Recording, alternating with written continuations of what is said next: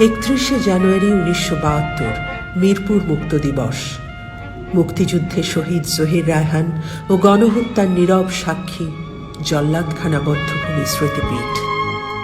1971 সালের 16ই ডিসেম্বর বাংলাদেশ স্বাধীন হলেও ঢাকার মিরপুর এলাকা আরও 1.5 মাস পাক হানাদার ও বিহারীদের দখলে ছিল।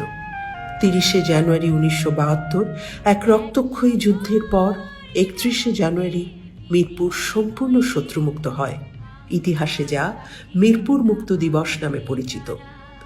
এই যুদ্ধে শহীদ লেফটেন্যান্ট সেলিম, জিয়াউল হক লোধি সহ 41 জন সেনা ও শতাধিক পুলিশ সদস্য প্রাণ হারান।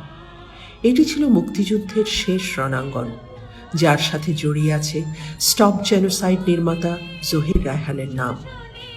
14ই ডিসেম্বর 1971 বড় ভাই শহীদুল্লাহ কায়সারকে আলবদর বাহিনী বাড়ি থেকে ধরে নেওয়ার পর তাঁর কোনো হদিশ মেলেনি আর। সহোদরের নিখোঁজ সংবাদ পেয়ে জহির রায়হান ঢাকায় ফিরে হন্যে হয়ে খুঁজতে থাকেন তাঁকে। 30শে জানুয়ারি 1972 শহীদুল্লাহ কায়সারকে খুঁজতে গিয়ে জহির রায়হান নিজেও নিখোঁজ হন মিরপুরে। 71-এ ঢাকার ভয়াবহ গণহত্যা স্থল ছিল নুরি মসজিদ ও জল্লাদখানা বধ্যভূমি।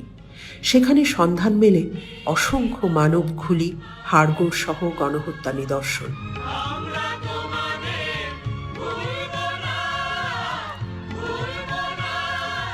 1999 সালে বাংলাদেশ সেনাবাহিনীর 46 স্বতন্ত্র পদাতিক ব্রিগেডের সহযোগিতায় মিরপুরে খনন কাজ চালায় মুক্তিযুদ্ধ জাদুঘর। খনন কার্য সমন্বয় করেন ট্রাস্টি আক্কু চৌধুরী। প্রাপ্ত দেহাবশেষ মেডিকেল ফরেন্সিক করেন শহীদ লেফটেন্যান্ট সেলিমের সহোদর ডাক্তার এম.এ. হাসান।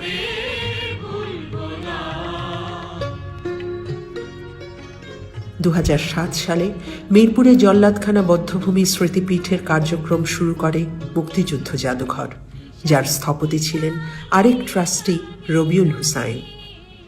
অগণিত শহীদের স্মৃতিবহ ও 71-এর গণহত্যার নীরব সাক্ষী হয়ে আছে মিরপুরের এই স্মৃতি স্থাপনাটি। মুক্তিযুদ্ধ ও গণহত্যার ইতিহাস স্মরণ করতে আসুন জল্লাদখানা বধ্যভূমি স্মৃতিপীঠ।